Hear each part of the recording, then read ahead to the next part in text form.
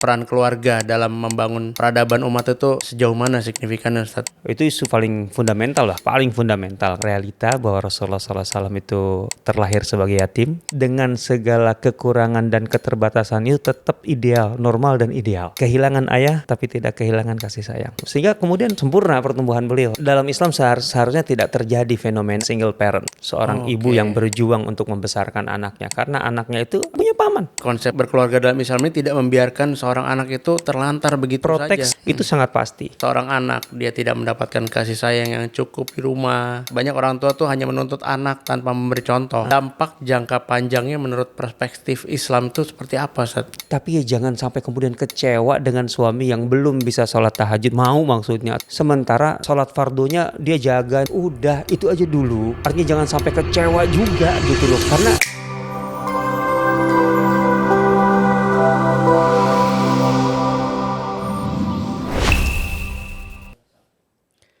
Assalamualaikum warahmatullahi wabarakatuh, teman-teman Sungkars, apa kabar? Udah lama nggak ketemu di podcast kita. Saya juga udah lama nggak mendapat panggilan dari Mas Gafar. Silakan disensor namanya. Nah, podcast kita kali ini kita kedatangan seorang tokoh, namanya Ustadz Asep Sobari. Beliau adalah lulusan dari Universitas Islam Madinah yang menekuni kajian Sirah Nabawiyah dan Sejarah Peradaban Islam, dan juga founder dari Sirah Community Indonesia atau SCI. Bisa dicari di Instagram atau di media sosial. Sudah establish komunitasnya dan sudah banyak mengadakan kajian-kajian. Silakan join. Assalamualaikum Ustadz Asep. Waalaikumsalam warahmatullahi wabarakatuh. Apa kabar Ustadz? Alhamdulillah. Kita baru ketemu lagi Ustadz ya. Alhamdulillah. Kang Indra atau Mas Indra nih enaknya nih? Boleh Ustadz, bebas. Dewa. Mau Om Indra juga jangan. Serius? Iya. Kang boleh, Kang bebas Ustadz. Iya Kang Indra ya. Ustadz, terima kasih sudah hadir Ustadz. Hari ini kita tuh dengan segala macam berita yang ada di media sosial ya Ustadz, tentang hubungan orang tua dan anak, kemudian hubungan saudara-saudara yang akhirnya banyak menimbulkan ada yang mental health lah segala macam gitu kan. Rasanya kita merasa ini perlu kita kembalikan lagi gitu Ustadz, ke fitrahnya bagaimana mendidik anak itu dengan baik dan benar. Benar itu tentunya dengan worldview kita sebagai muslim ya Ustadz ya gitu. Nah, kalau kita lihat nih sejarah Islam Ustadz, keluarga itu kan selalu menjadi pondasi peradaban. Nah, dari keluarga juga lahir generasi, dari keluarga juga lahir pemimpin dan lahir masyarakat yang kuat gitu. Nah, sebenarnya kita akan refresh ulang Ustadz, sebenarnya peran keluarga dalam membangun peradaban umat itu sejauh mana signifikannya Ustadz? Alhamdulillah, salatu wassalamu ala Rasulillah. Hatur nuhun Kang Indra nih. Siap. Kayaknya terakhir ketemu tahun kapan ya? Lama banget ya? Iya, terakhir WhatsApp aja 2019 ya. Terakhir WhatsAppan. Padahal sebenarnya gak jauh-jauh amat ya kita tuh. Iya. Ala kulli hal, ya isu pendidikan itu sebenarnya isu paling fundamental kalau kita bicara peradaban ya, sebagai output akhirnya gitu. Itu isu paling fundamental lah kan, bukan lagi sekedar faktor penting gitu ya, faktor pendukung, tapi paling fundamental kalau menurut saya. Bahkan kalau kita bicara bahwa peradaban Islam itu lahir dari sosok Rasulullah SAW gitu ya, kan permulaan Rasulullah SAW itu sendiri yang di-highlight oleh Allah itu adalah masalah keluarga kan. Surah Ad-Duha itu kan termasuk surah yang awal-awal diturunkan di Mekah gitu ya, yang diterima Rasulullah SAW setelah Al-Alaq kemudian Al-Mudaththir kan di situ dimulai dari alam yajidka yatiman fa'awa. Ada realita bahwa Rasulullah SAW itu terlahir sebagai yatim, berarti kan yatim masalah keluarga kan, dan itu otomatis persoalan ya, yatim itu permasalahan bagaimanapun gitu ya. Nah tapi kemudian Allah Subhanahu wa Ta'ala nyatakan di situ bahwa masalahmu yaitu keyatiman itu kemudian Allah atasi, ya. Allah selesaikan, Allah penuhi hajatmu untuk tumbuh normal sekalipun engkau yatim, yaitu dengan adanya iwa. Alam yajidka yatiman fa'awa. Ihwa itu kayak sederhananya semacam perlindungan, kemudian di situ ada riayah Rasulullah SAW, ada pengasuhan gitu ya, mengiringi pertumbuhan gitu, dengan memenuhi segala lazim yang dibutuhkan untuk tumbuh itu. Kan setelah itu kan wa wajadaka ailan fa'aghna, itu masalah ekonomi kan. Dan Tuhanmu mendapatimu ailan dalam masalah ekonomi bermula, dan itu wajar lah, artinya dari yatim sehingga kemudian ada kebergantungan kepada pihak lain, itu kan dalam memenuhi hajat hidup itu wajar di tahap awal gitu. Tapi kan kemudian Allah mengatakan fa'aghna, hanya Allah beri kecukupan sehingga Rasulullah SAW itu tumbuh dengan segala kekurangan dan keterbatasan itu tetap ideal, normal dan ideal gitu ya. Kehilangan ayah tapi tidak kehilangan kasih sayang. Itu kan paling mendasar. Karena kalau kita baca sirah kan, semua yang ada di sekitar Rasulullah, orang-orang terdekat beliau itu sangat-sangat menyayangi beliau. Semuanya, nggak ada yang nggak gitu ya. Artinya betul kehilangan ayah, yatim kan kehilangan ayah intinya kan. Dan bahkan dari sejak lahir dalam hal ini. Tapi engkau tidak kehilangan orang-orang yang menyayangimu, semuanya menyayangimu, sehingga kemudian pertumbuhannya itu normal gitu lah, bahkan sempurna pertumbuhan beliau kan. Dan kekuranganmu itu ditutupi oleh wajadaka ailan fa'aghna kan gitu. Nah itu dia, artinya kalau kita memulainya dari titik ini aja, dari Rasulullah SAW, ternyata Rasulullah SAW itu katakanlah yang di highlight oleh Allah diantaranya adalah masalah lingkungan keluarga. Bagaimana beliau mendapatkan semua itu sebagai bagian dari proses pertumbuhan dan pendidikan gitu, pendidikan keluarga, untuk sampai kemudian beliau menjadi pendidik umat manusia.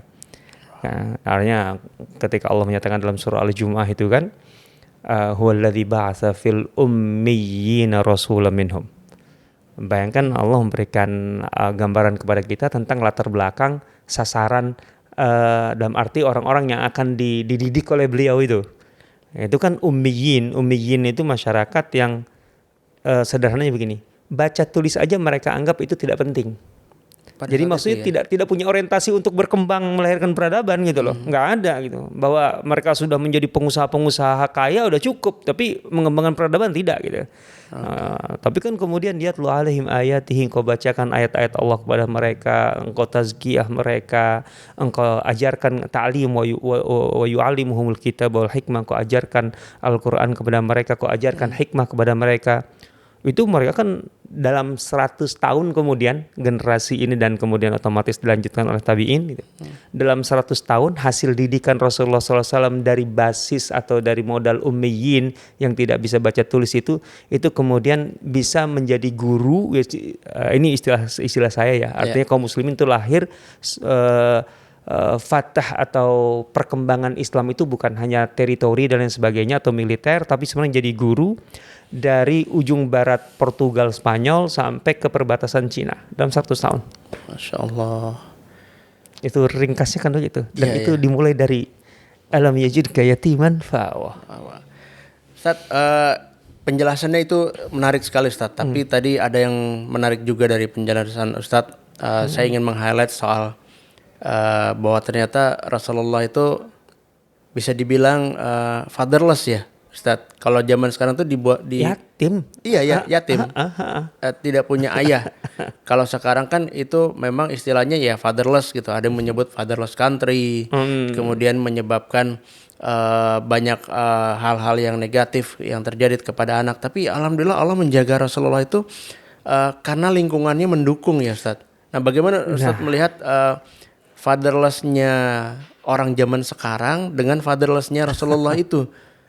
Sekarang tuh apa yang membedakannya gitu? Kita pakai istilah fatherless itu bisa jadi sebenarnya bukan memang ayahnya tidak ada secara fisik, ada. Ya.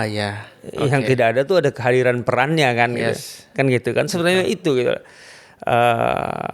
Kalau anak yatim mau dibilang apa, kan memang takdir ya, memang ayahnya meninggal dalam artian begitu. Tapi kan kalau ayahnya ada tapi peran yang tidak ada, ini yang bermasalah gitu. Nah Rasulullah SAW itu memang Allah takdirkan Abdullah itu kan meninggal menurut riwayat yang kuat itu sebelum Rasulullah SAW dilahirkan. Artinya ketika Rasulullah SAW masih di ayahnya Rasulullah. Ayahnya Rasulullah meninggalnya di Madinah, di Yathrib saat itu. Nah, jadi ketika memang dilahirkan tidak ada. Cuma satu hal yang pasti, bagaimana Allah Subhanahu wa taala tadi memberikan iwa perlindungan, pengasuhan dan sebagainya. Itu tadi dengan lingkungan terdekat. Kita lihat aja kalau kita baca. Sekarang yang pertama kali dibutuhkan kan kehadiran ibu ya, otomatis ya. Ibu susunya ya Rasulullah SAW itu, ibu yang menyusui dan yang mengasuh, otomatis ya. Beliau hariannya. Ada ibu kandungnya Aminah. Ada Suwaibah. Ya, Suwaibah itu pelayannya Abu Lahab yang punya anak saat itu, jadi otomatis juga ikut menyusui. Kemudian ada Halimah dari Bani Sa'ad, dari Hawazin, dan itu yang paling lama, kurang lebih Rasulullah SAW itu katakanlah sampai di sapihnya, dan kemudian balitanya di Bani Sa'ad bersama ibu susunya sekaligus pengasuhnya, dan ada Ummu Aiman. Itu ada 4 loh. Dan 4 ini betul-betul menyayanginya itu luar biasa itu. Dan itu bisa kita lihatnya. Suwaibah itu kan yang jarang terangkat ya. Suwaibah itu nggak menyusui setiap saat dan menyusui hanya beberapa kali. Tapi bagi Rasulullah tetap itu adalah ibu gitu ya. Dan Suwaibah itu luar biasa baiknya gitu ya. Sampai Rasulullah SAW itu membalas kebaikannya aja. Rasulullah SAW itu selalu memberikan hadiah kepada Suwaibah. Sampai bahkan beliau setelah hijrah sekalipun itu di Madinah dan Suwaibah di Mekah kan, itu selalu mengirimkan hadiah melalui kurir. Masya Allah. Gitu loh, selalu mengingat, gitu. Sampai kemudian beberapa tahun kemudian setelah Khaybar gitu, itu kan secara ekonomi di Madinah sudah jauh lebih baik. Rasulullah selalu ingin memberikan kiriman yang lebih besar. Kemudian beliau nanya gitu, ada yang tahu kabar Suwaibah? Ya Rasulullah, kabarnya sudah meninggal. Kalau begitu ada nggak keluarganya? Juga keluarganya sudah tiada. Sampai diingat sejauh itu Rasulullah SAW itu. Itu artinya juga memang Suwaibah juga luar biasa gitu ya. Nah, apalagi jangan tanya Ummu Aiman ya. Ummu Aiman itu mengasuh, bukan menyusui, mengasuh. Karena memang sebenarnya ketika Ummu Aiman itu mengasuh Rasulullah SAW, usianya juga belum dewasa, berarti belum tua, masih remaja gitu ya. Nah, tapi Ummu Aiman yang berkulit hitam itu kan dari Habasyah aslinya kan gitu. Itu betul-betul Rasulullah SAW dianggap sebagai ibu. Paling jelas begini aja lah, ketika Abu Bakar diangkat menjadi khalifah, Abu Bakar tuh bilang kepada Umar, yuk kita lakukan, aku adalah khalifah dalam arti pengganti Rasulullah, yuk kita lakukan yang memang menjadi kebiasaan Rasulullah SAW. Kan pengganti artinya kan berarti melanjutkan, meneruskan. Di antaranya kebiasaan Rasulullah SAW. Rasulullah SAW itu selalu mengunjungi Ummu Aiman. Padahal sudah setua itu kan itu istilahnya. Dan Rasulullah juga udah tua. Makanya yang pertama kali dikunjungi oleh Abu Bakar setelah menjadi khalifah itu Ummu Aiman. Yang kemudian Ummu Aiman kan sedang menangis itu. Abu Bakar kan pikirannya dengan Umar, wah Ummu Aiman kehilangan Rasulullah ya kayak anak sendiri kan gimana sih. Iya. Maka dinasihati Ummu Aiman, sudahlah. Yang didapat Rasulullah di sisi Allah tuh lebih baik daripada yang beliau dapat di sisi kita. Kan gitu. Udahlah, artinya dihibur. Kata Ummu Aiman, kalau itu aku juga tahu. Aku nangis bukan karena itu. Lah terus apa? Kamu sadar enggak? Gitu. Ketika Rasulullah SAW masih hidup itu, semua persoalan kita itu kalau ada apa-apa, itu ada kepastian Rasulullah SAW itu bisa memastikan benar salahnya. Kita itu bisa, artinya ke surga itu kita tetap terarah gitu. Tapi setelah beliau wafat, emangnya Jibril akan turun? Emangnya ada kepastian lagi tentang hidup kita ke depan? Wah, nangislah semuanya tuh. Nah, itu tadinya ingin nasihatin untuk berhenti nangis malah jadi nangis bareng ya. Nah, maksudnya Ummu Aiman tuh secara emosional kan sejauh itu sangat-sangat luar biasa. Nah, terus kan kakeknya, kemudian setelah ibunya meninggal kan kakeknya Abu Thalib gitu kan, Abdul Muthalib. Itu kan sampai Abdul Muthalib itu punya tempat di dekat Ka'bah yang tidak boleh diduduki oleh siapapun. Anak-anaknya aja nggak berani, paman-pamannya Rasulullah itu. Rasulullah waktu itu duduk di situ. Paman-paman itu bilang, jangan di situ. Abdul Muthalib kan buta. Ada apa? Itu anakmu, maksudnya cucumu, Muhammad. Kenapa duduk di tempat itu? Kalau Muhammad yang duduk biarkan. Dia akan berbeda dari siapapun. Kan gitu kata Abdul Muthalib. Ya udahlah, sejauh itu. Nah setelah Abdul Muthalib kan ke Abu Talib, paman, gitu loh. Dan ya itu yang paling dekat lah, karena memang Abu Thalib itu paman yang seibu dengan Abdullah gitu ya. Ayahnya. Nah, yang lain kan beda ibu lah gitu ya. Ya Abdul Muthalib kalau tidak salah istrinya 5 atau 6 lah masa jahiliyah ya. Ya, ala kulli hal Rasulullah SAW itu kan sampai kemudian tumbuh dewasa bersama pamannya, bersama Abu Thalib. Artinya beliau tidak pernah kehilangan lingkungan yang menyayangi, gitu loh. Dan itu yang kemudian dalam Islam diperkuat. Seseorang itu nggak ada alasan untuk terlantar dalam Islam, gitu ya. Kalau masalahnya tadi fatherless, kenapa? Kalau ayahnya saja meninggal, gitu loh, maka kemudian paman dalam arti saudara laki-laki ayah itu yang akan men-take over, dan itu secara otomatis. Rasulullah SAW menyatakan amur rajuli sinwabih. Paman dari seseorang itu adalah belahan dari ayahnya. Gitu ya. Ya kalau pelepah kurma itu kan ada kanan kiri contohnya gitu ya. Ya kalau satu tumbang yang ininya yang kemudian berperan mengambil alih gitu ya. Jadi Rasulullah SAW itu nggak pernah kehilangan lingkungan yang tadi sangat-sangat menyayanginya sekalipun ayahnya tiada. Itu sebenarnya yang menjadi persoalan kita hari ini tuh itu.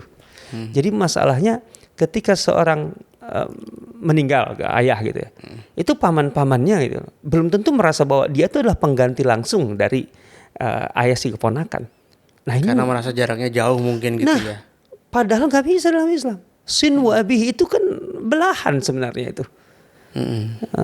Cabang cabang dari ayahnya gitu. Gitu lah. Jadi paman dari keponakannya itu tetap ikut bertanggung jawab setelah ayah si anak ini betul wafat, secara otomatis gitu ya. Secara otomatis dalam Islam begitu. Itu kan kalau wafat Ustadz, kalau konteksnya bukan wafat tapi ya menghilang gitu. Sama pada intinya kan kehilangan artinya kan figur seorang ayah kandung. Artinya betul. Normalnya kan kita menuntut si ayah kalau dia ada untuk bertanggung jawab. Kan gitu. Tapi kalau dia tidak bertanggung jawab, apakah kemudian anaknya yang dibiarkan? Ya nggak boleh. Gitu loh. Artinya yang sadar ya bertanggung jawab lah. Jadi jangan sampai nggak sadar semuanya. Ini kan kalau bicara si ayahnya menghilang dalam arti tidak bertanggung jawab kan. Gitu lah. Berarti sebenarnya kalau dibilang fatherless, belum tentu bukan tidak ada sosok figur ayah ya, tetapi banyak figur-figur yang bisa menggantikan ayah tetapi tidak sadar atau tidak ingin menggantikan. Betul. Itu makanya ya? Dalam Islam seharusnya tidak terjadi fenomena yang disebut dengan single parent. Seorang ibu yang berjuang untuk membesarkan anaknya, karena anaknya itu kan punya paman. Ya kecuali kalau tidak punya paman, tapi dalam Islam konsepnya sederhana. Yang bertanggung jawab itu nanti dari yang terdekat gitu lah. Gitu, dari yang terdekat terus kemudian melebar kan gitu. Harus begitu. Masya Allah ya, berarti konsepnya memang sebenarnya konsep berkeluarga dalam Islam ini tidak membiarkan seorang anak itu terlantar begitu saja. Proteksi dalam Islam, konsep Islam proteksi terhadap pertumbuhan keluarga ataupun anak-anak terutama ya gitu. Kalau kita bicara pertumbuhan, itu sangat pasti, sangat clear gitulah. Dan itu sistem dalam Islam. Bagaimana Ustadz menyadarkan para paman ini gitu ya, yang memang punya keponakannya tidak punya figur ayah, baik itu meninggal maupun ayahnya tidak bertanggung jawab.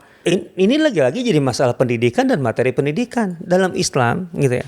Itu kan simpulnya satu kata, silaturahim. Kalau istilah silaturahim ini difahami dengan baik, dengan benar, dengan baik, sebenarnya itu udah clear itu silaturahim itu. Silah itu kan penghubung gitu ya, hubungan gitu ya. Keikatan. Rahim itu mereka yang berasal dari satu rahim. Kan di sini contohnya kalau mudahnya gitu ya. Kan bukan hanya keluarga kecil di sini kalau silaturahim itu. Keluarga besar. Rasulullah SAW itu katakanlah latar belakang keluarganya kan Bani Abdul Muthalib. Bani Abdul Muthalib itu berarti kan satu kakek. Kalau bagi Rasulullah Abdul Muthalib itu kan kakek kan gitu. Berarti kan mereka yang terikat dalam ikatan satu kakek dan nenek, nah itu berarti keluarga besar. Dia harus bertanggung jawab langsung. Makanya ada riwayat kalau tidak salah dari Ibnu Abbas bahwa Rasulullah SAW itu di Madinah itu pernah berdagang di pasar di Madinah, gitu ya. Berdagang transaksi. Dalam arti memang target beliau mendapatkan keuntungan. mendapatkan keuntungan. Kenapa? Karena beliau dengan berdagang itu dan dapat keuntungan, kemudian diriwayatkan setelah itu keuntungannya beliau bagi-bagikan kepada aramil Bani Abdul Muttalib, kepada janda-janda, wanita-wanita jompo gitu loh, dalam keluarga Abdul Muttalib. Silaturahim. Kan berarti bisa jadi bibi-bibi dan lain sebagainya kan gitu ya. Pokoknya keluarga lah gitu, mau bibi, mau pupu, mau apa, aramil itu yang janda-janda. Jadi beliau ingin bersedekah dalam arti silaturahim dari silah sebenarnya kepada keluarga gitu. Bertanggung jawab beliau gitu. Okay. Bahkan bukan hanya Abdul Muttalib, beliau kan Bani Hashim. Kalau Hashim buyut kan. Kan Hashim itu bapaknya Abdul Muttalib. Berarti yang terikat kalau kita mengikuti ini saja ya, yang terikat dengan satu buyut, buyut laki ataupun perempuan gitu. Itu artinya adalah keluarga besar yang kemudian kita bertanggung jawab langsung. Konsep ini jelas. Kang Indra ini konsep ini jelas. Boleh saya contohkan satu lagi ya, di luar Rasulullah SAW. Umar bin Khattab ketika menjelang wafat, beliau itu kan punya utang. Beliau ingin mendidik sang anak Abdullah yang bertanggung jawab kan, karena laki-laki terbesar kan. Abdullah, kalau aku meninggal, kata Umar, hitung utangku, hitung warisanku. Kan maksudnya harus berkewajiban untuk untuk dilunasi kan. Iya, diselesaikan. Kalau warisanku tidak mencukupi, ini maksudnya sedang edukasi. Umar utangnya nggak segede itu. Kalau warisanku tidak mencukupi, maka mintalah kepada keluarga besar kita. Artinya keluarga besar bertanggung jawab untuk melunasi utang si mayit. Karena dia tidak sanggup. Ahli waris juga tidak sanggup gitu loh. Kan otomatis harta ahli waris ya dari warisan itu kan. Tidak sanggup. Kalau ternyata keluarga besar kita tidak memenuhi, tidak bisa melunasi, maka mintalah kepada Bani Adi. Bani Adi itu udah klan Umar itu kan. Nah, Bani Adi itu bagian dari Quraisy. Gitu, kayak Rasulullah Bani Hashim, Umar Bani Adi. Artinya kalau kemudian utang itu juga masih belum bisa dilunasi, mintalah agar Quraisy satu suku gitu bertanggung jawab untuk melunasi. Kalau ternyata Quraisy juga tidak sanggup melunasi, mintalah ke Baitul Mal. Jadi nggak ada yang terlantar dalam konsep Islam. Oke, jadi ada tahapannya ya? Yes, pasti itu sistem. Ada tahapannya. Artinya tanggung jawab itu melebar. Iya. Gitu ya. Pernah dengar salah satu khasais Rasulullah SAW? Ibnu Mulakin dalam kitab khasais mengatakan begini. Nah, ada satu riwayat. Rasulullah SAW berkata begini. Kalau seorang di antara kalian meninggal dan meninggalkan warisan, maka fali warasatihi, maka bagikanlah kepada ahli warisnya. Tapi kalau seorang di antara kalian meninggal gitu ya, dan kemudian dia punya utang dan warisannya ahli warisnya tidak sanggup membayarnya, maka akulah yang akan melunasinya. Seorang muslim, bahkan artinya ini kan bicara peradaban, seorang muslim pada dasarnya tidak boleh dilantarkan oleh sesama muslim. Itu pesan besarnya. Gak ada yang terlantar dalam Islam. Kalau konsep ini difahami dan kemudian sistem ini berjalan. Apalagi dalam ruang yang lebih kecil yaitu keluarga. Jelas. Oke. Silaturahim itu menurut saya seharusnya lebih efektif daripada Kementerian Sosial. Gak ada anak terlantar di jalan itu kalau diterapkan. Benar-benar Ustaz. Tapi zaman sekarang ya tadi Ustadz karena menyebut tentang seseorang meninggalkan waris dan juga meninggalkan hutang. Sekarang orang tuh lebih senang ditinggalkan waris ketimbang ditinggalkan hutang gitu loh. Artinya kalau ditinggalkan hutang ya berarti dia harus terbebani melunasi gitu. Tapi kan dari harta yang si mayit. Iya dari waris itu kan kalau memang mencukupi. Iya. Gitu. Kalau tidak mencukupi ya sudahlah. Terima nasib gitu Ustaz. Ya itu kan bagian dari tanggung jawab. Makanya tadi tanggung jawab itu nggak berhenti di mereka. Sebenarnya kalau mereka nggak sanggup kan melebar. Ya. Intinya Islam itu kan meringankan. Ya. Ada solusi gitu. Ya. Gitu. Berarti ini pelajaran penting ya Ustaz ya. Artinya buat para paman ya terutama Ustaz. Oh ya. Para paman. Yang paling dekat. Termasuk para bibi juga.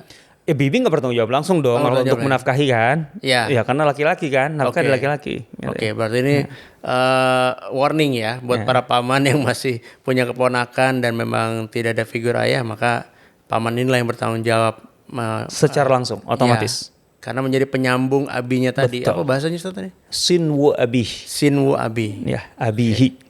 Oke, Masya Allah. Terima kasih Ustaz. Warning ini sangat-sangat penting sekali menurut saya karena ya ternyata benar sebenarnya tidak perlu ada istilah fatherless child kalau para paman dan kita ini laki-laki memahami peran-peran tadi itu, gitu. Betul. Cuma memang perlu edukasi lebih banyak ya, sosialisasi lebih banyak tentang pelajaran-pelajaran ini tadi gitu. Nah, kita ke berikutnya nih Ustaz. Kan Rasulullah nih dikenal sangat lembut pada anak-anak ya Ustaz.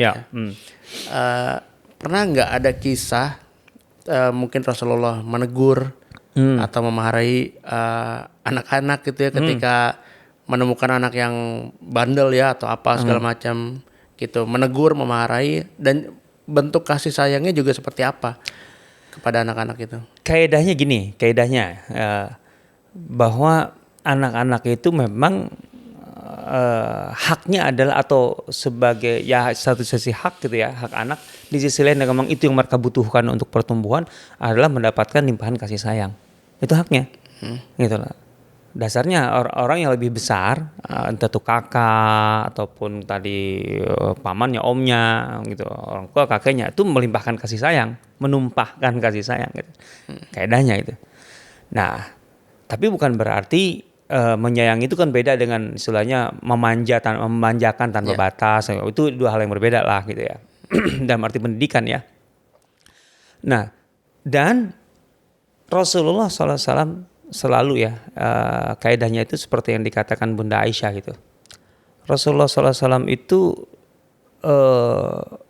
beliau dasarnya penyayang secara umum, apapun kepada siapapun gitu ya, otomatis anak apalagi gitu ya, pada siapapun.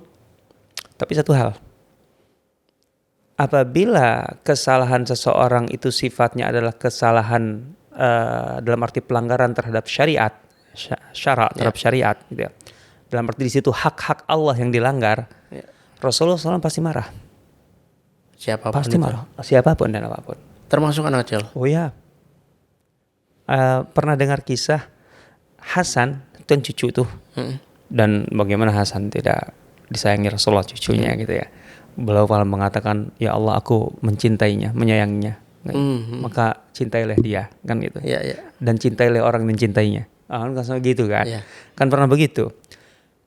Hasan itu karena masih anak kecil ya, suatu ketika itu mengambil kurma dari zakat. Kan zakat dikumpulkan nih. Rasulullah menerima zakat. Nah, di antaranya kan kurma tuh. Dia makan kurma dari zakat. Ya dia nggak tahu lah namanya anak. Rasulullah SAW gitu, tahu. Maka tindakan beliau tegas. Padahal kan dia anak kecil lah. Kan Hasan paling berapa sih usianya, kan lahir kurang lebih tahun 4 lah Hasan itu, kurang lebih tahun 4 Hijriah ya. Artinya ketika Rasulullah wafat tuh paling 7 tahun lah maksimal. Artinya usianya belum sampai 7 tahun otomatis kejadian ini. Belum baliknya. Belum. Jadi Hasan tuh makan. Tapi itu tetap kesalahan kan, karena Rasulullah SAW dan keturunannya haram makan zakat, makan dari zakat. Ya. Karena bukan mustahik. Iya. Dasarnya bukan mustahik, gitu ya. Rasulullah SAW dan keturunannya itu kan itu haram makan dari zakat. Dan beliau mengharamkan kan gitu. Jadi beliau itu betul-betul mengambil, meminta Hasan untuk memuntahkannya gitu, mengambil kih gitu kan. Dan beliau mengatakan, apakah engkau tidak tahu gitu, bahwa zakat itu haram bagi Muhammad dan keluarganya? Kan gitu. Itu tegas beliau. Jadi nggak dimaklumi maksud saya gitu loh. Kan masih anak-anak ini dibiarin aja deh gitu kan. Cuma 1 biji doang kan gitu. Dalam arti dengan lembutnya, dengan enggak. Harus dimuntahkan. Kan itu haram. Gitu loh. Ya di sini nggak bisa dikatakan marah ya, bukan memang tidak ada alasan untuk marah, tapi kan tegas betul tegas, gitu. Nggak dimaklumi gitu loh. Ketika itu terkait dengan hak Allah gitu loh. Iya, syariah. Rasulullah begitu gitu loh. Tapi kalau di luar itu mau beliau dengan anak-anak luar biasa. Bayangkan aja Rasul dalam kesempatan-kesempatan yang kita harus memposisikan juga Rasulullah itu kan sebagai nabi, sebagai pemimpin besar gitu ya. Itu dalam momentum atau event-event di mana kemudian di situ dilihat banyak orang, itu membonceng anak-anak gitu lah. Di kendaraannya pernah membonceng Hasan, pernah membonceng Usamah bin Zaid, pernah membonceng Fadl bin Abbas, pernah dibonceng betulan. Jadi di momentum yang kalau kita tuh di tengah acara besar gitu atau di tengah keramaian di mana tentu saja Rasulullah SAW itu jadi fokus gitu ya. Kalau sekarang tuh jadi media darling, itu kemudian sengaja membonceng anak, membawa anak gitu kan, menunjukkan gitu. Itu luar biasa lah dalam hal ini gitu.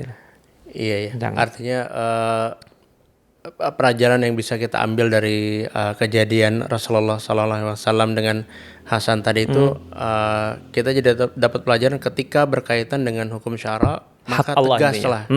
Gitu ya. Kalau ada pelanggaran terhadap hak Allah gitu loh, itu Rasulullah SAW nggak merasa bahwa aku bisa memakluminya karena itu hak Allah kita harus berkewajiban untuk menjaga. Iya. Gitu loh. Ya apalagi merasa cucunya sendiri maka didiamkan, dimaklumi, nggak apa-apa, paling besok-besok nggak kok gitu, nggak kayak gitu. Langsung saat itu juga. Betul. Itu. Muntahkan. Iya. Gitu ya. Iya. Tegas. Oke. Insyaallah. Nah terus ini Ustaz, kan saya menemukan satu hadis nih Ustaz ya, tentang mencium anak gitu ya. Dari Abu Hurairah, ia berkata Rasulullah Shallallahu Alaihi Wasallam pernah mencium Hasan putra Ali di mana saat itu ada Aqra ibnu Habis At-Tamimi sedang duduk di samping beliau. Dia lalu berkata, saya punya 10 orang anak dan tidak pernah satupun dari mereka yang saya cium. Kemudian Rasulullah SAW memandangnya dan berkata, siapa yang tidak memiliki sifat kasih sayang, niscaya tidak akan memperoleh rahmat Allah. Nah, pertanyaannya kenapa sampai hal itu dianggap penting banget dalam membangun kedekatan? Dan kemudian saya pribadi ya Ustaz, saya hampir setiap hari menciumi anak saya Ustaz. Anak saya perempuan dua-duanya dan hampir setiap hari, setiap mau tidur itu saya ciumin. Nah, sejauh apa batasannya Ustaz? Kalau memang boleh. Hadis ini pertama kali itu jelas Rasulullah SAW ingin memberikan edukasi. Karena memang di tengah masyarakat Arab, terutama masyarakat Badiah, masyarakat pedalaman nomaden, Al-Aqra bin Habis itu kepala suku. Salah satu klan Bani Tamim. Itu kepala suku. Dan salah satu sifat orang-orang Arab itu ya, apalagi di pedalaman itu. Itu ketika mereka itu menjadi pembesar apalagi gitu. Mereka menunjukkan kebesarannya itu dengan salah satu indikatornya itu tidak mudah untuk menyayangi atau menyayangi itu kayak lemah gitu, lembek gitu. Gengsi gitu Ustaz. Bukan gengsi, jadi itu sebagai kelemahan gitu. Jadi kesatria gagah itu kalau termasuk tidak pernah mencium anak atau lain sebagainya kayak gitu-gitulah gitu. Itu bagi mereka jadi kayak mengurangi aura wibawa gitu. Gitu. Termasuk di dalam rumah? Iya, ya kan kalau pedalaman mah nggak punya rumah. Kan iya maksudnya di lingkungan mereka sendiri. Iya. Itu ya? Masalah kegagahan anafah gitu loh. Kegagahan. Gitu. Ya sekaligus ya sebenarnya keangkuhan jadinya gitu. Iya. Itu diantaranya bahwa itu laki-laki itu lemah kalau nyium anak gitu. Kayak gitu loh. Kita harus, dan Rasulullah sengaja di samping Al-Aqra bin Habis mencium cucunya kan gitu. Dan beliau kan maksudnya begini, kamu merasa hebat karena kepala suku. Aku lebih hebat dari kamu. Kamu kan ngakui aku lebih hebat dari kamu kan. Aku aja mencium kan gitu edukasinya kan. Nah itu satu sisi gitu. Di sisi lain karena memang mencium anak gitu atau lembut kepada anak. Itu kan sebenarnya bagian dari kelembutan kepada anak kan. Ditunjukkan anak kan punya rasa yang luar biasa ketika dicium oleh orang tuanya kan gitu ya. Kedekatan, kehangatan gitu. Artinya persentuhan yang sangat luar biasa gitu. Itu jelas penting sekali dan Rasulullah SAW menunjukkan bahwa ini adalah rahmah gitu lah. Kan man la yarham la yurham, siapa yang tidak bisa menunjukkan atau mengekspresikan kasih sayangnya gitu lah. Kan termasuk mencium itu kan ekspresi dari kasih sayang kan sebenarnya. Maka dia tidak layak untuk mendapatkan belas kasihan dari yang lebih tinggi dari Allah Subhanahu wa taala kan gitu maksudnya kan. Jadi Rasulullah melihat itu bagian yang sangat penting dalam pendidikan kan. Bahkan Rasulullah SAW itu menunjukkan kasih sayang kepada anaknya itu kan sampai diantaranya ketika cucunya anak Zainab itu meninggal kan. Itu Rasulullah menangisnya betul-betul menangis. Artinya bercucuran air mata. Sampai Abdurrahman bin Auf itu waktu itu yang menyaksikan bertanya, Rasulullah segini amatkah? Kata Rasulullah ini rahmah. Artinya kita nggak disalahkan dengan menangis gitu. Emang kenapa kalau pemimpin besar gitu loh, kemudian menangis ketika cucunya gitu meninggal? Itu kan susah dalam protokoler Raja Inggris itu kan, Salaman aja anak, cucu aja salaman itu ada jarak dan sebagainya kan. Rasulullah enggak sebegitu tidak berjaraknya beliau itu, gitu loh. Jadi ketika beliau menangis karena cucunya, salah satu cucunya meninggal, anaknya Zainab itu, dan betul-betul deras air matanya gitu. Itu kan spontanitas yang memang itulah seharusnya aku menyayangi dia, gitu, menyayangi cucuku. Rasulullah mengatakan inilah rahmah, inilah kasih sayang. Kita tidak disalahkan untuk mengekspresikan kasih sayang seperti ini. Yang nggak boleh dalam Islam itu kan adalah meratapi kan. Itu nggak boleh. Kamu mengucapkan kata-kata yang tidak tepat, kemudian melakukan tindakan yang berlebihan. Kalau jahiliyah itu merobek baju apa gitu, itu iya. Tapi kalau nangis, itulah. Itu Rasulullah SAW sampai sejauh itu, mencium, menangis dan gitulah. Oke. Berarti memang kalau melihat dari kisah Iqra ibnu Habis tadi, Iqra ibnu Habis itu, saya baru menyadari Ustaz, berarti memang ternyata segitu ingin menjaga wibawanya sampai mereka tidak ingin menunjukkan kelemahan tanda kutip dengan mencium anak-anaknya. Ya, menganggap itu kelemahan.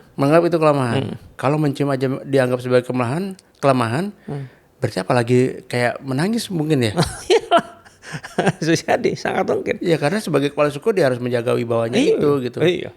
Bahwa itu adalah kesatriaan atau kegagahan dan seterusnya. Dan itu nggak Islami. Pak dia memegang prinsip lelaki tidak bercerita ya. Bisa. Kalau sekarang kayaknya gampang sekali kita. Makanya Rasul itu indah. Rasulullah itu indah. Artinya dengan segala begitu kewibawaannya, kegagahannya, bukan berarti kemudian tanpa air mata. Gitu. Itu manusia. Berarti laki-laki boleh menangis ya Ustaz? Kenapa enggak? Apalagi ketika Umar bin Khattab. Yeah. Umar bin Khattab itu kurang apa kan?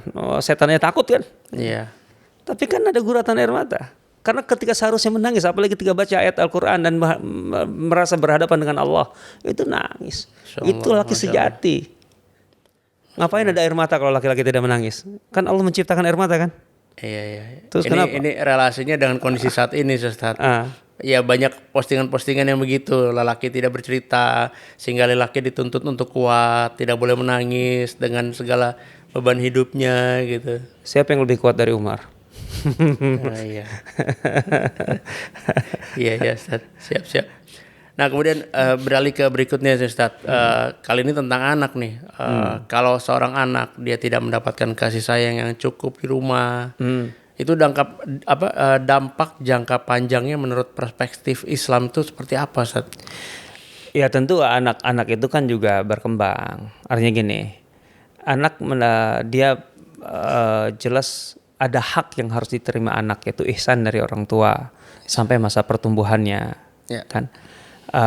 Tapi kan tidak semua orang tua mampu memberikan, gitu loh, atau memang peduli dalam hal ini tanggung jawabnya untuk memberikan, sehingga otomatis anak sampai usia mukallaf itu belum tentu sudah mulai bisa bertanggung jawab gitu kan. Kan problemnya di situ. Ya pasti itu di situ ada kekurangan perangkat yang dibutuhkan anak untuk kemudian mandiri. Nah, ya lagi-lagi sebenarnya kita harus juga melihatnya tadi ketika keluarga kecilnya gitu ya, itu tidak mampu gitu. Dalam terjadi mungkin banyak faktor tidak mampu karena memang betul-betul tidak mampu atau kemudian mengabaikan kan gitu. Bahkan keluarga besarnya gitu loh, itu kan harus memberikan perhatian gitu loh. Itu juga satu sisi untuk mengurangi dampak negatif nanti masa depan anaknya gitu. Tapi juga harus diingat bahwa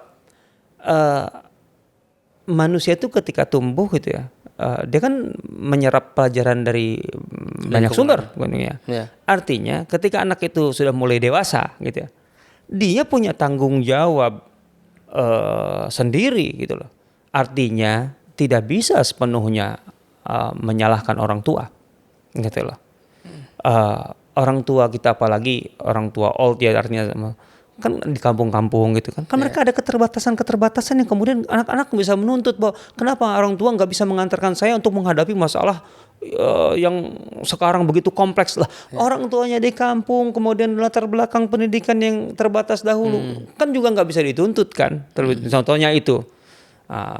Atau di sisi lain yang mengabaikan sekalipun anak pada dasarnya. Kenapa Al-Quran menetapkan anak itu harus ihsan ke orang tua? Ihsan itu kan kebaikan, perlakuan baik tingkat paling tinggi.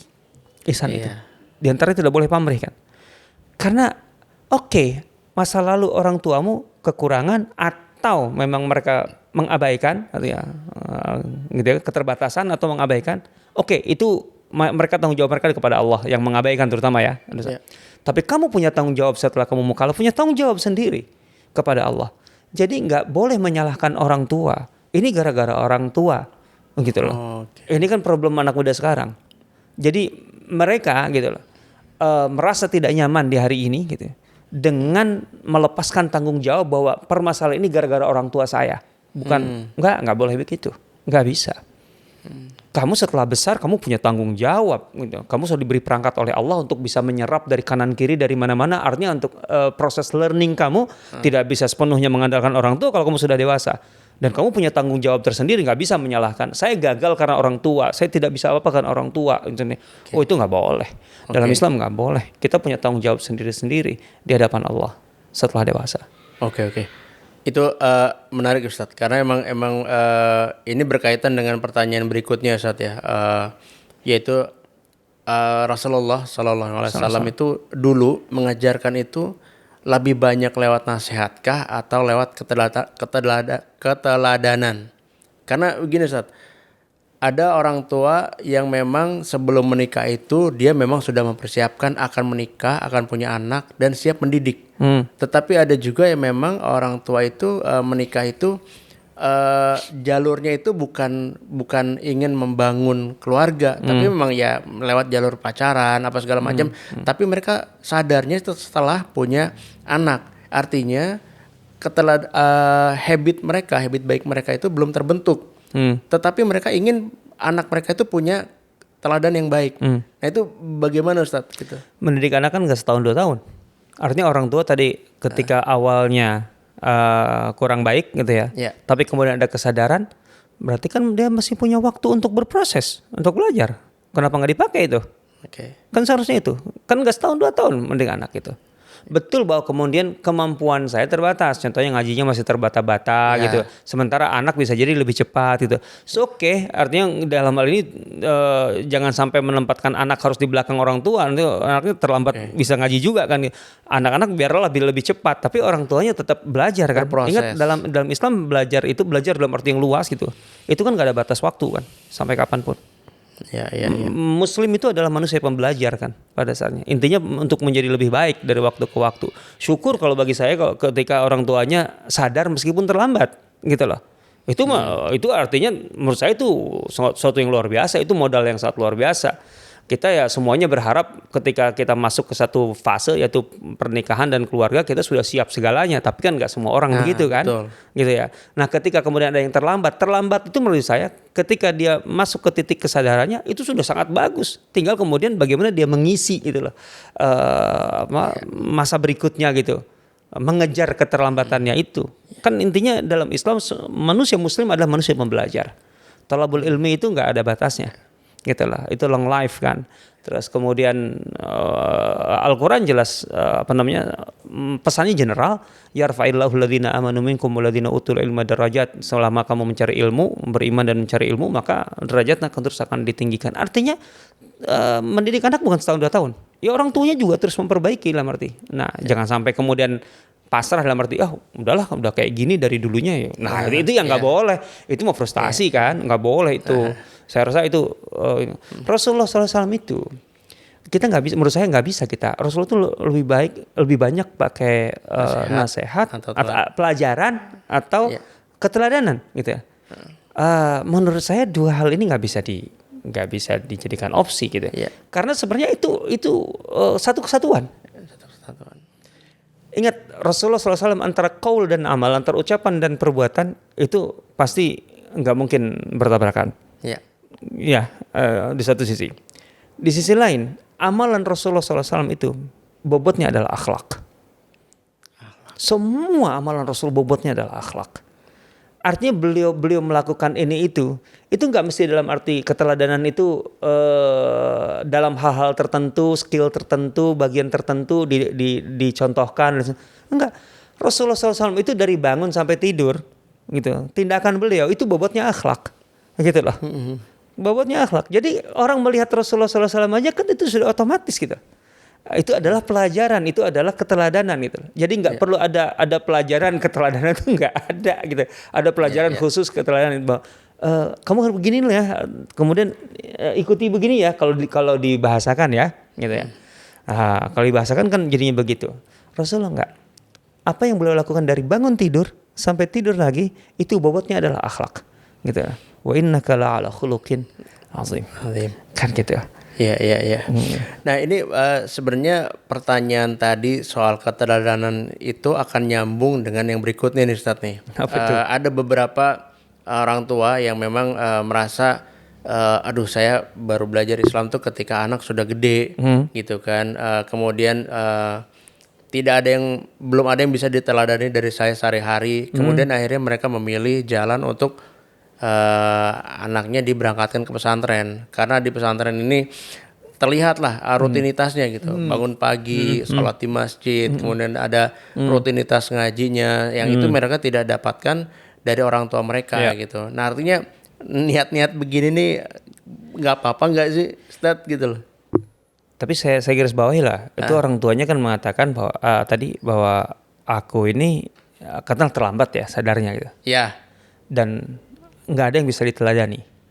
Bahwa orang tuanya secara jujur, secara tulus mengakui, dalam arti aku belajar sekarang, dalam arti aku mengakui masa laluku tidak sebaik gitu yang seharusnya, tapi kemudian aku memulai berubah sekarang, belajar, itu aja udah keteladanan sebenarnya bagi anak. Iya sih. Sebenarnya itu mahal menurut saya. Mengakui kelemahan di situ. Iya, mengakui itu kan nggak mesti harus diungkapkan semuanya masa lalunya sejelek apa kan, tapi bahwa kemudian ada perubahan dan ada keinginan untuk berubah itu, dan termasuk bahwa kalau gitu kamu ke pesantren, nah itu sebenarnya keteladanan kalau menurut saya.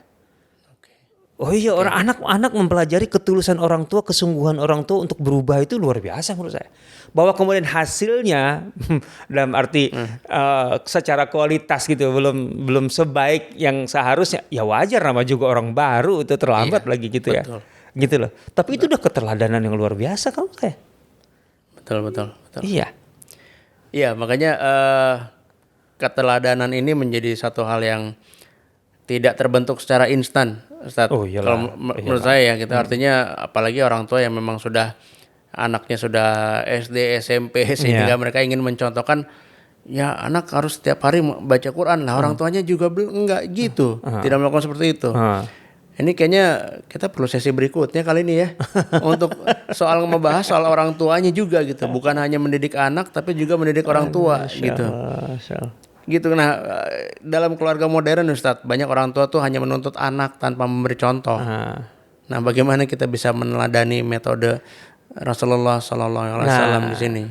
Ya kan sebenarnya kan kita juga harus fair lah membagikan dalam hidup itu ada yang betul-betul sifatnya fardhu ain gitu ya. Artinya yang fardhu ain itu kan sifatnya absolut lah. Setiap orang punya kewajiban di situ. Dalam hal ini dalam fardhu ain ini orang tua tidak ada tawar-menawar, artinya dia harus mutlak kalau fardhu ain itu. Nah tapi kan ada yang di luar fardhu ain, apalagi skill tertentu gitu untuk anak gitu ya. Kan intinya di situ semuanya pembiasaan gitu ya. Saya memberikan contoh aja nih supaya lebih mudah gambarannya. Jadi suatu ketika saya dalam suatu sesi gitu acara di tengah lingkungan yang memang orang-orangnya punya konsentrasi untuk mendidik anaknya dan mengajarkan hafalan Quran. Coba bayangkan, ada dua sih pertanyaan waktu itu. Gitu. Yang pertama seorang ibu bertanya begini, Ustadz, anak saya sudah 4 tahun atau berapalah pokoknya saya sekolahkan lah gitu di tingkat dasar lah gitu ya. Dan itu konsentrasi ke ya kayak rumah tahfidz dan sebagainya kayak gitu ya. Ustadz, tapi sampai sejauh ini gitu ya, dengan nada sangat sedih dia yang saya tangkap. Anak saya baru hafal 8 juz saat ini. 4 tahun belajar 8 juz. Sedih sekali orang tuanya. Baru. Iya. Saya langsung terus terang saya angkat suara, Ibu jangan menyesalkan anak Ibu baru hafal 8 juz dalam 4 tahun. Itu luar biasa saya bilang. Apa yang disesalkan dengan anak gitu loh. Hafal 8 juz dalam 4 tahun. Saya melihat masalah si ibu itu mungkin dia ingin anak itu gitu dalam 6 tahun atau 7 tahun sudah 30 juz. Gitu loh. Loh, ini mah kan sebenarnya masalahnya kan 30 juz itu pertama, apakah itu fardu ain? Kan bukan. Gitu ya. Terus kemudian apa memang seberapa prestasi berbobot sih dalam Islam kalau itu memang diselesaikannya dalam 7 tahun? Kenapa kalau dalam 20 tahun hafal 30 juz, kenapa masalahnya? Kan gak ada masalah sebenarnya. Kenapa kayak menyesal itu jadi masalah tuh? Kayak menyesal sekali, sedih. Saya khawatir ibu itu kecewa kepada anaknya karena sudah 4 tahun menurut dia baru 8 juz. Jangan kecewa. Bersyukurlah, dorong anak itu. Ekspektasinya terlalu tinggi. Ya bisa jadi begitu. Kan saya khawatirnya begitu gitu loh. Ya, apalagi kalau kemudian gimana saya nyuruh anak ibarat kata 10 juz, saya aja 1 juz belum. Ya, nah, iya memang beda stat lah gitu loh kan. Ini baru sadar orang tuanya, anaknya kan udah lain. Lah anaknya lahir dari orang tua yang sudah sadar gitu artinya kan tersadar. Ya nggak apa-apa gitu loh kalau anaknya melampaui dia gitu loh dalam hal ini gitu ya. Bagusnya memang idealnya anaknya 8 juz, ibunya orang tuanya 10 juz. Iya bagus, tapi kalau kemudian ini jangan kemudian merasa saya tidak mendidik dia. Ya karena memang beda stat lah gitu kan. Contohnya kayak gitu ya. Ada lagi pernah kali ini mah dengan suami gitu. Jadi ibu cerita, saya tuh gimana gitu ya. Ngajak suami sholat tahajud, sholat duha, tapi nggak pernah bisa. Terus kenapa ibu nangis? Iya gitu. Suami ibu sholat 5 waktu. Kalau sholat 5 waktu alhamdulillah saya bilang. Iya betul lah. Kita tahu bahwa orang yang bisa menambah sholatnya dengan sholat sunnah, puasanya dengan puasa sunnah, itu kan ya jadi ada tambahan-tambahan yang luar biasa gitu. Tapi ya jangan sampai kemudian kecewa dengan suami yang belum bisa sholat tahajud, mau maksudnya ataupun sementara atau sholat fardunya dia jaga nih, udah itu aja dulu. Artinya jangan sampai kecewa juga gitu loh, kecewa berlebihan gitu. Karena bagaimanapun itu sunnah, gitu loh. Yang penting maksudnya pendekatan yang santai, persuasif terus, mudah-mudahan bisa lebih baik. Itu gitu aja caranya, tapi jangan sampai menyesali kayak gimana gitu loh. Kan kita kadang-kadang itu ekspektasi targetnya tuh ketinggian tuh kecepatan gitu loh. Kan orang beda-beda. Saya sih menduga ibu itu mungkin melihat temennya 4 tahun sudah sekian, anakku baru sekian. 8 juz itu Kang Indra lumayan loh ya. Iya, bukan lumayan lagi Ustadz, itu setahu saya selain jurusan tafsir hadis di Al-Azhar itu target 4 tahun itu 8 juz. Di Madinah 10 juz. Alumni Madinah itu 10 juz 4 tahun itu.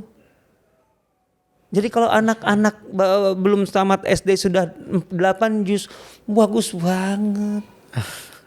Gitu loh, jangan disesali maksud saya. Jangan kemudian anaknya dianggap gagal gitu loh. Itu ibu sambil nangis masalahnya. Itu pengalaman. Ini pelajarannya berarti jangan terlalu besar di ekspektasi dan jangan terlalu sering melihat rumput tetangga. Gitu ya. Itu penting. Artinya anak kita itu spesial. Artinya dia punya keistimewaan sendiri, dia punya kelungkuran sendiri. Kemudian selama itu on the track gitu ya, bagus itu. Walaupun perlahan walaupun lambat nggak apa-apa. Toh ini bukan terkait dengan fardu ain kan. Sekali kalau fardu ain pas dia akil balik dia harus bisa, karena kalau nggak dosa kan gitu. Benar. Kan gitu. Kalau luar itu mah belah. Masya Allah. Ini Ustadz kayaknya perlu ada sesi berikutnya. Bahkan kemungkinan kalau memang Ustadz Asep setuju kita buat berseri ya teman-teman. Nanti gimana, setuju nggak Ustadz kita buat berseri Ustadz? Antara setuju lah. Masa saya nggak setuju gitu kan? Ya mudah-mudahan lah ada waktu. Nanti kita coba formulasikan sama teman-teman di sini. Karena ini menarik ya. Karena maksudnya kita berbicara masalah parenting itu bukan hanya orang tua saja, hanya anak saja, tapi juga ada paman, bibi juga. Dan ini yang nggak cukup dibahas dalam satu sesi Ustadz. Jadi semoga Ustadz nanti bisa berkenan kita bahas berikutnya. Nanti untuk tema-temanya nanti diformulasikanlah sama teman-teman di Sungkar. Mudah-mudahan bisa. Untuk episode ini kita closing dulu Ustadz. Terima kasih atas ilmu-ilmunya, atas insight-insightnya, pandangannya.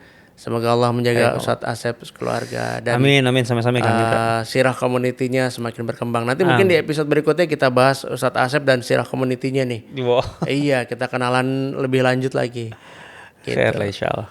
Baik teman-teman Dusungkars, Dusungkars and Friends, sekian dulu podcast kita hari ini. Wassalamualaikum warahmatullahi wabarakatuh.